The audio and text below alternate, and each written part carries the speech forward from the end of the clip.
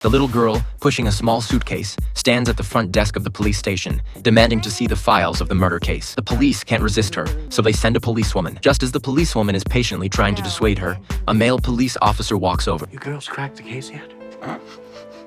His words instantly enrage the policewoman. You know what? I changed my mind. Hilty and the policewoman go to the case room. She mentions the contents of the videotape kidnapping and her father Matt's situation to the policewoman, which immediately prompts the policewoman to ponder. The policewoman tells Hilty that a kidnapping case happened decades ago, plunging everyone in the small town into panic. In the video, a boy gave away the kidnapper, a man named Sam, who was consequently arrested by the police and is still serving his sentence in prison. But strangely, this Sam is the brother of Penny, who was killed 2 days ago. Could there be any connection between these two cases? And what secrets is Sam hiding? Hilty wants to visit Sam in prison in person, but is refused by the prison guard. However, she still writes to Sam, requesting a video chat with him. During the chat, Sam says something strange. I can't tell you over the phone. They monitor all my calls here.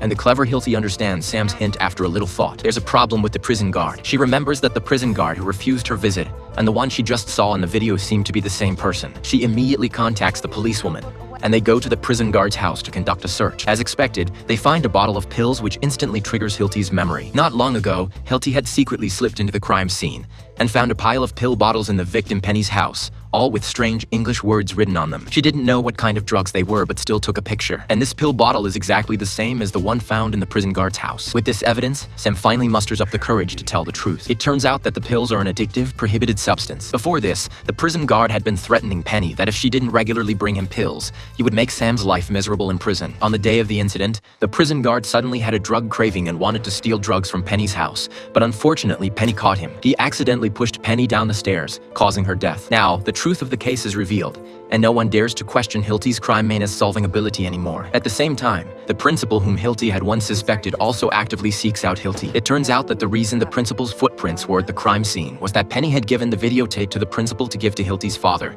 Matt, because Penny knew that only Matt understood that her brother was innocent. At this moment, Matt's emotions are very complex. He finally tells Hilty the truth. It turns out that the kidnapped child back then was the mayor's son. In court, the judge asked the 2 boys who had taken him away. Matt refused to identify the culprit, while the other boy, under pressure from the police, falsely testified that Sam was the culprit. As a result, the court found Sam guilty. From then on, Matt also became a criminal for harboring a criminal. After hearing this story, Hilty is even more determined to find out the truth from back then, not only for Sam but also to clear her father's name.